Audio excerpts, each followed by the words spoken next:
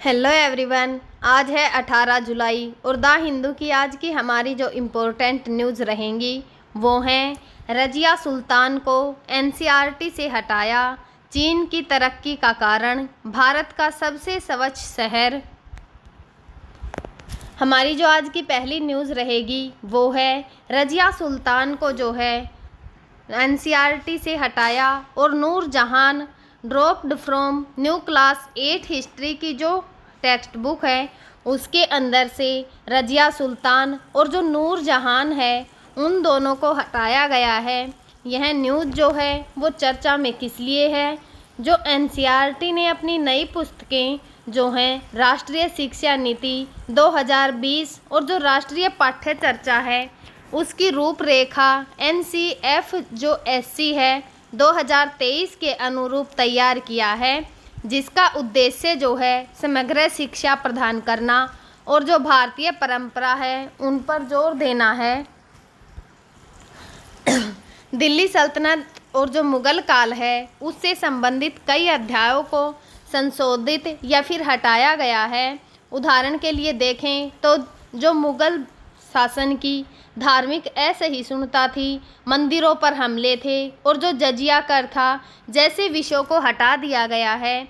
रज़िया सुल्तान जो है वो दिल्ली सल्तनत की पहली महिला शासक थी, जिसका शासनकाल जो है 1236 से 1240 तक रहा। और नूर जहान जो है वो मुग़ल सम्राट जहांगीर की पत्नी और जो प्रभावशाली शख्सियत के रूप में उसे देखा जाता था को नई पाठ्य पुस्तक से जो है हटा दिया गया है। यह बदलाव मराठा साम्राज्य और जो औपनिवेशिक युग के विषय हैं उनको और अधिक प्राथमिकता देने के हिस्से के रूप में जो है वो देखा जा सकता है। कुछ आलोचकों का मानना है कि इन बदलावों में जो है मुस्लिम शासकों से संबंधित सामग्री को कम करने की भी कोशिश की गई है, जिसे वे इतिहास के भगवाकरण जो है उसके रूप में देखते हैं। अगर कुछ विवाद और जो प्रतिक्रियाएं हैं उनको देखें तो एनसीईआरटी की जो किताबें हैं उनमें जो मुग़ल और जो इस्लाम शासक थे उनसे संबंधित जितनी भी सामग्री थी उसको हटाने या फिर संशोधित करने का पर जो है व्यापक बहस छिड़ी हुई है। कुछ लोग इसे भारतीय संस्कृति और जो परंपरा है उस पर ध्यान केंद्रित करने का प्रयास मानते हैं, जबकि अन्य इसे इतिहास के एक ऐसे हिस्से के रूप में मिटाने की कोशिश के लिए जो है रूप में देखते हैं। कुछ अभिनेता जैसे कि आर माधवन ने एनसीईआरटी का जो सिलेबस है उसमें मुग़ल इतिहास को कम करने और जो दक्षिण भारतीय इतिहास है जैसे कि चोल साम्राज्य हुआ उस पर अधिक ध्यान देने की आवश्यकता पर टिप्पणी की है। सत्य जो है वो हिंदी ने दावा किया है कि जो नई किताब हैं उनमें मुग़ल बादशाह अकबर को महान के बजाय क्रूर के रूप में चित्रित किया गया है, जिससे विवाद जो है वो और भी बढ़ गया है।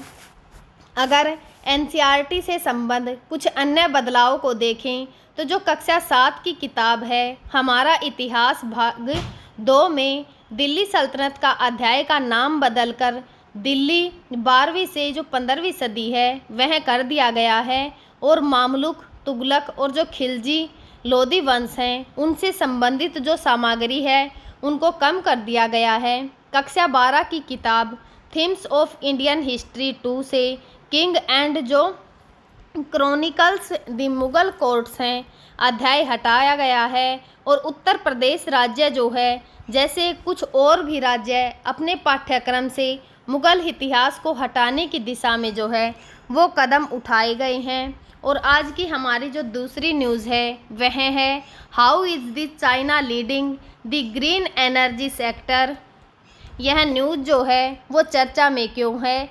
चीन ने हरित ऊर्जा क्षेत्र में वैश्विक नेतृत्व स्थापित किया है, जो न केवल नवीनीकरण ऊर्जा उत्पादन में बल्कि जो प्रौद्योगिकी नीति और जो वैश्विक आपूर्ति श्रृंखला है उसमें भी परिलक्षित होता है। सौर ऊर्जा में जो वैश्विक प्रभुत्व को देखें तो उसकी क्षमता जो है 2024 तक चीन की सौर ऊर्जा स्थापित क्षमता 600 गीगावाट से अधिक हो चुकी है, जो कि वैश्विक सौर ऊर्जा क्षमता का अलग जो है 40% है। अगर इसके उत्पादन को देखें तो चीन जो है सौर पैनल निर्माण में 80% से अधिक वैश्विक हिस्सेदारी रखता है, जिसमें जिंगसो जो सोलर है, ट्रीना सोलर है और जो लोंगी जैसी कंपनियां हैं उनको हम इम्पोर्टेंट मानते हैं। यह सस्ते और जो उच्च गुणवत्ता वाले सौर पैनल हैं उनका निर्यात जो है उसके करने में अग्रणी भी हैं। अगर नवाचार को देखें तो जो पैरावाइस्ट है और जो सेल उच्च दक्षता जो है वाले मोनोक्रिस्टलाइन पैनल जैसे क्षेत्रों में अनुसंधान और जो विकास है उसमें भारी मात्रा में जो है कार्य करते हैं। पवन ऊर्जा में नेतृत्व को देखें तो पवन ऊर्जा में इसकी जो क्षमता है वह 2024 तक चीन की पवन ऊर्जा क्षमता जो है 400 गीगावाट से अधिक है, जिसमें जो अपतटीय जो हैं पवन फार्मों का तेज़ी से विस्तार हो रहा है। और अगर वैश्विक योगदान देखें तो जो गोल्ड विंड है और जो एनविर्जन जैसी कंपनियां हैं पवन टरबाइन निर्माण में शीर्ष पर रही हैं और जो चीन वैश्विक पवन ऊर्जा उपकरण है उसका एक प्रमुख निर्यातक भी हैं। अगर नवाचार को देखें तो जो तटीय पवन टरबाइन डिज़ाइन है उनमें प्रगति, जैसे कि 18 गीगावाट की टरबाइन जो विश्व में सबसे शक्तिशाली है। अगर इलेक्ट्रिक वाहन और जो बैटरी प्रौद्योगिकी है उसे देखें तो बाज़ार में जो है इसके हिस्सेदारी जो है चीन विश्व का सबसे बड़ा इलेक्ट्रिक जो वाहन बाजार है, जहां 2024 में कुल वाहन बिक्री का 35% से अधिक ईवी और जो हाइब्रिड है उसके वाहन थे, जैसे कि BYD, NIO और जो XPENG जैसे ब्रांड हैं। वैश्विक स्तर पर जो है ये प्रतिस्पर्धी हैं। बैटरी की उत्पादकता अगर देखें तो जो काटल और यानी कि CATL जिसका मीनिंग है कॉन्टिटेम्परेरी एम्प्रेफैक्स टेक्नोलॉजी को लिमिटेड जैसी जो कंपनियां हैं वह लिथियम आयन बैटरी उत्पादन में विश्व में सबसे आगे हैं, जिसमें से LEP जो बैटरी है उसकी लागत जो है $280 जो है प्रति गीगावाट तक कम हो गई है। अगर नवाचार में देखें तो चीन की जो तरल धातु बैटरी जैसे कि दीर्घकालीन ऊर्जा के भंडारण हैं या फिर समाधानों पर ध्यान केंद्रित जो है वो कर रहे हैं, जिनका चक्र जीवन जो है 15,000 से अधिक है। हाइड्रोजन ऊर्जा में प्रगति, ग्रीन हाइड्रोजन देखें तो चीन ने जो है हाइड्रोजन ईंधन से जो सेल प्रौद्योगिकी है और जो ग्रीन हाइड्रोजन उत्पादन है उन दोनों में भी निवेश को बढ़ाया है, जिसका उपयोग परिवहन, उद्योग और जो ऊर्जा भंडारण है उनमें हो रहा है। अगर इलेक्ट्रॉनिक्स सेल दक्षता को 75% से अधिक करने के लिए जो अनुसंधान चल रहा है, नीतियां जो हैं 14वीं जो पंचवर्षीय योजना है उनमें हाइड्रोजन जो ऊर्जा है उसको प्राथमिकता दी गई है और कई शहर जो हैं उनमें हाइड्रोजन आधारित जो परिवहन है या फिर जो परियोजनाएं हैं उनको शुरू किया गया है।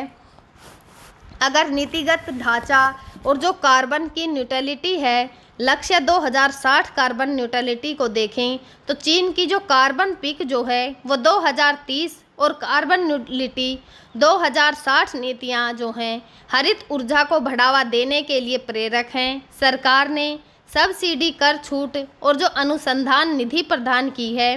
निवेश 2024 में चीन ने जो है अपनी बिजली उत्पादक जो क्षमता है उसमें 430 गीगावाट की वृद्धि की है, जिसमें अधिकांश नवीनीकरण ऊर्जा स्रोत जो हैं वे हैं और नवीनीकरणीय ऊर्जा का जो निर्यात है वह वैश्विक आपूर्ति श्रृंखला को देखें तो चीन जो है सौर पैनल हुए या फिर जो पवन टरबाइन हुई और बैटरी प्रौद्योगिकी का जो प्रमुख निर्यातक जो है वो हैं। और यह वैश्विक हरित जो ऊर्जा आपूर्ति श्रृंखला है उसमें बहुत ही महत्वपूर्ण भूमिका निभाता है, विशेष रूप से जो विकासशील देश हैं उनमें। अगर प्रौद्योगिकी का हस्तांतरण देखें तो चीन ने जो है अफ्रीका हुआ या फिर जो मध्य पूर्व जैसे क्षेत्र जो हैं उनमें ऑफ ग्रिड सौर भंडारण प्रणाली को भी जो है बढ़ावा दिया है। अगर स्मार्ट ग्रिड और जो ऊर्जा भंडारण स्मार्ट ग्रिड है उन्हें देखें तो चीन ने स्मार्ट ग्रिड जो प्रौद्योगिकी है उसमें निवेश किया है,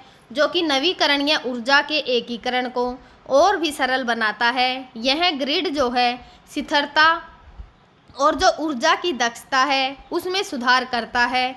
भंडारण प्रौद्योगिकी देखें तो बैटरी जो है वो भंडारण के साथ साथ चीन प्रवाह बैटरी और जो अन्य दीर्घकालीन भंडारण समाधान हैं उन पर काम कर रहा है, जिससे जो नवीनीकरणीय ऊर्जा है उसकी उपलब्धता 24/7 सुनिश्चित जो है वो होगी।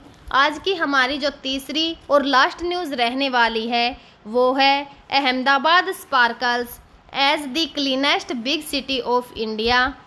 यह न्यूज़ जो है वो चर्चा में क्यों है? स्वच्छ सर्वेक्षण 2024-2025 के जो परिणाम आए हैं उनके अनुसार अहमदाबाद को भारत का सबसे स्वच्छ बड़ा शहर जो है वो घोषित किया गया है। इसके अंदर 10 लाख से अधिक आबादी वाले शहरों की श्रेणी में जो है यह आता है। यह पुरस्कार जो है राष्ट्रपति द्रौपदी मुर्मू ने नई दिल्ली में आयोजित एक जो समारोह है उसमें प्रदान किया है। इस रैंकिंग में जो है भोपाल दूसरे और लखनऊ तीसरे स्थान पर रहे हैं। अहमदाबाद की जो ये उपलब्धि है इसका श्रेय जो है नगर निगम की जो ठोस अपशिष्ट प्रबंधन प्रणाली है या फिर जो कचरा पृथक्करण है और नागरिकों की जो भागीदारी है उसको दिया जा रहा है। जो स्वच्छ सर्वेक्षण भारत सरकार के लिए स्वच्छ भारत मिशन के तहत आयोजित होने वाला जो है एक वार्षिक राष्ट्रीय सर्वेक्षण है, जिसका उद्देश्य देश के शहर या जो कस्बे हैं उनमें स्वच्छता और स्वच्छता का प्रबंधन, नागरिक जागरूकता के स्तर का मूल्यांकन करना है।